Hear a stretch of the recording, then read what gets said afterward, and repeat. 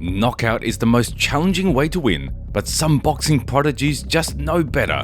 While some throw hundreds of punches without even shaking their opponents, these guys send their opponents crashing to the ground with the wrath of God and the end to anyone who falls under their hot hand.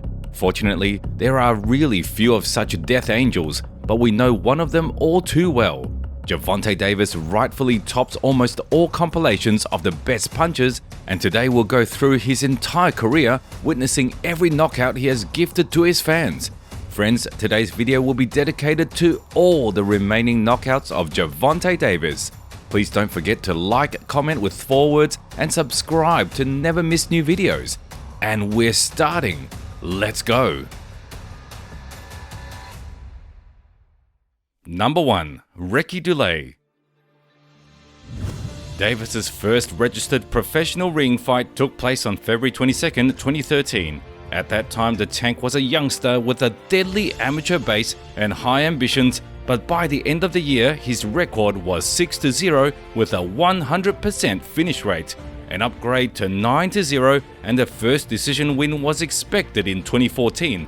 And in 2015, Gervonta embarked on a series of 2 first-round victories and encountered a similar prospect in Ricky Dulé. The only difference between the guys was that the latter had already tasted the bitterness of defeat.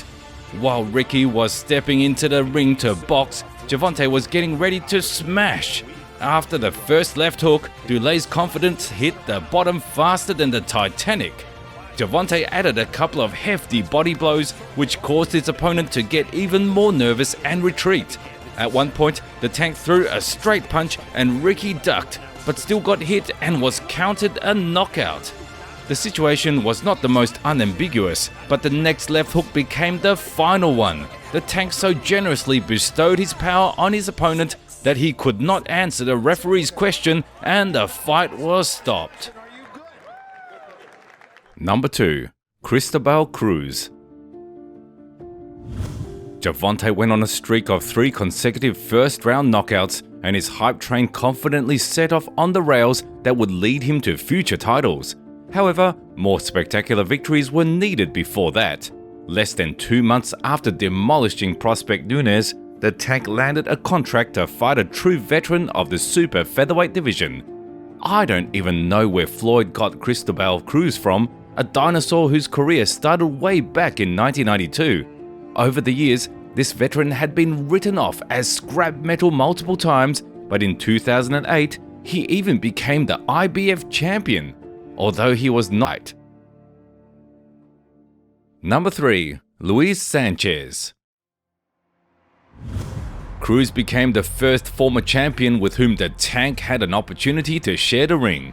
However, objectively speaking, the Mexican had long ceased to be a measuring stick for evaluating a boxer's abilities. Gervonta needed someone more serious, younger, and just as hungry. Uncle Floyd and his team also understood this, so they found Luis Sanchez, a former contender for the WBO/NABO lightweight title, for their protege. The only blemish on the Mexican's name was his recent knockout loss. Number 4. Guillermo Avila. Mexican fighter Sanchez managed to withstand the Tank for almost the entire allotted time, but almost doesn't count. However, against such a beast in human form, even small successes like almost going the distance will look impressive. After a short break of 3 months, the troublemaker Gervonta jumped in against Guillermo Avila, who had an unimpressive record with alternating wins and losses. Number 6. Jose Pedraza. Until this day, the title of Gervonta's toughest opponents belonged to Luis Sanchez. But on January 14, 2017, it unquestionably passed to Jose Pedraza. Apart from being undefeated in his 22 fights, the Puerto Rican held the IBF Super Featherweight title, and he already had 2 successful defenses. The opponent was truly formidable, and knocking out someone like him was a real challenge. But come on, it's Gervonta Davis we're talking about, so a knockout was guaranteed.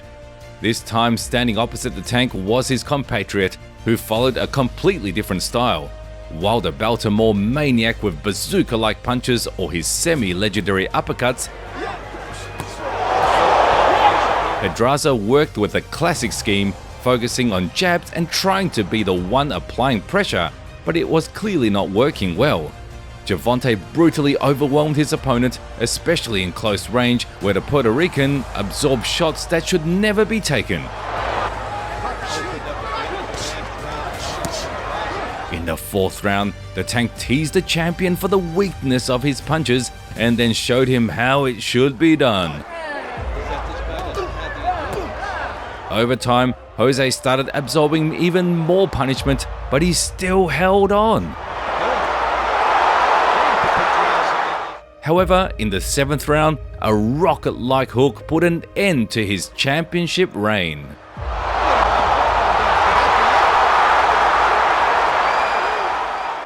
Number 7. Liam Walsh.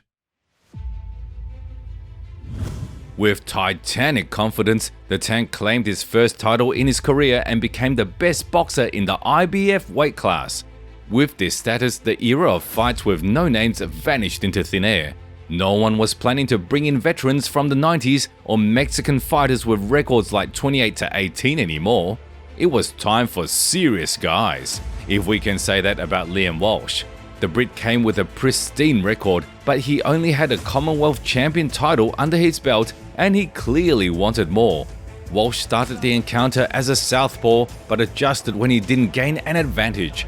The collision took place in the UK and the support of local fans was crucial for Liam because he was damn afraid of the Baltimorean fighter and tried to escape at the first opportunity. Some would call it cowardice, but I'll say this guy just wanted to survive. He knew that if he got close to the Tank, he would likely wake up in the hospital. But by the third round, he couldn't elude anymore and Gervonta caught Liam. A series of mega heavy punches culminating in a left hook gave the Brit a concussion, but he decided it wasn't enough and continued to fight, taking even more punishment.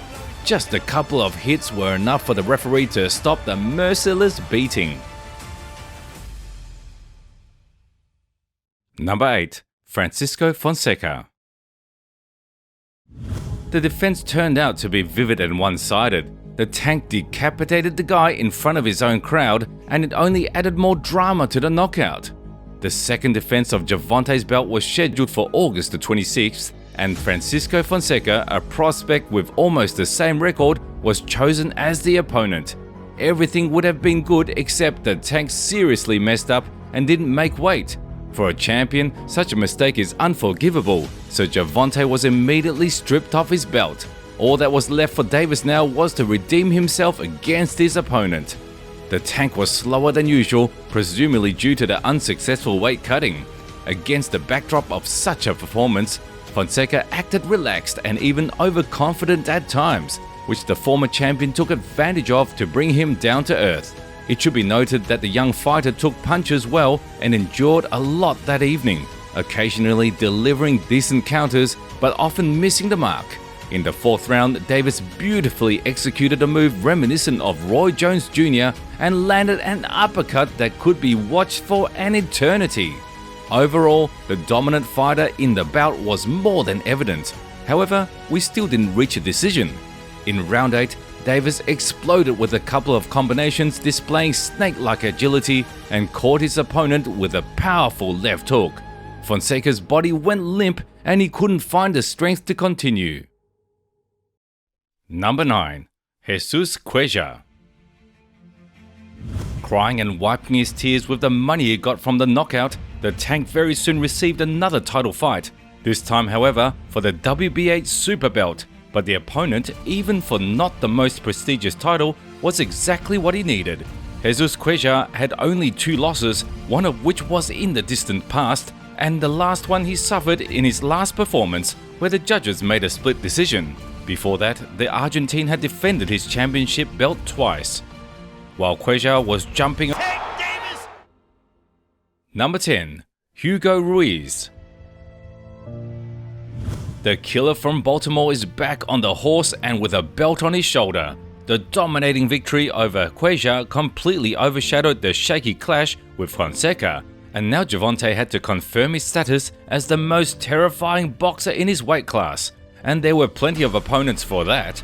Right after the Argentine, the former WBC title holder Mexican Hugo Ruiz, with a pretty good record of 40-5, lined up for the WBA super title. Number 12. Yuriorkis Gamboa. The Tank's move into the lightweight division was justified for many reasons, including opposition. There were no worthy challengers in his home category for Gervonta, but here in the lightweight category, fights awaited him with notable guys, the first of which was the Cuban Yuriorkis Gamboa. Once the shadow of Cuba hung over the entire boxing world and frightened everyone, but only fragments of that greatness remained, one of which was the veteran Gamboa. The WBA belt was at stake in the confrontation of experience and youth. Fight. Number 13. Leo Santa Cruz.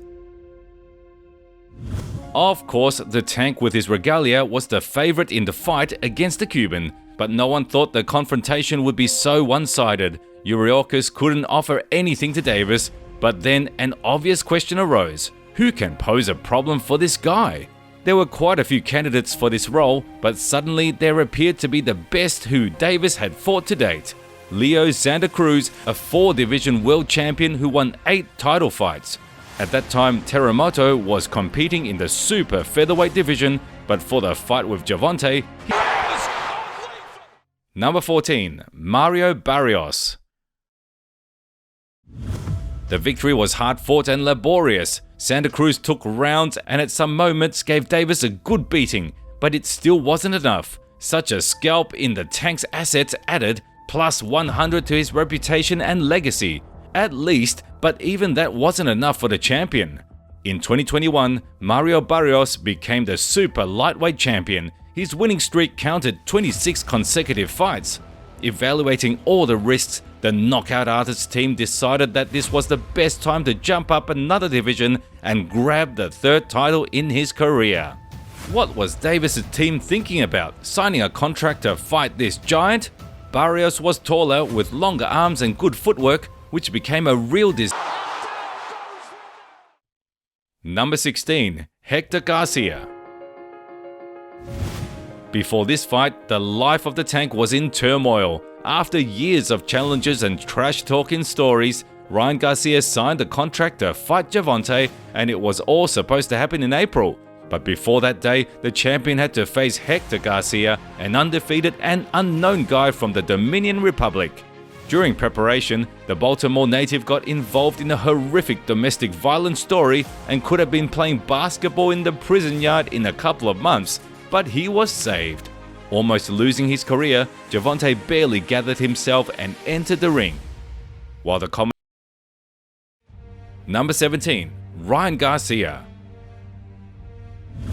We've been on the road to this fight for 5 years and the moment has arrived. Not as young and hungry as he was in the lightweight division, Gervonta still remained a wild beast that you could expect anything from. Ryan also changed, matured a lot and added power, and his famous speed was still with him.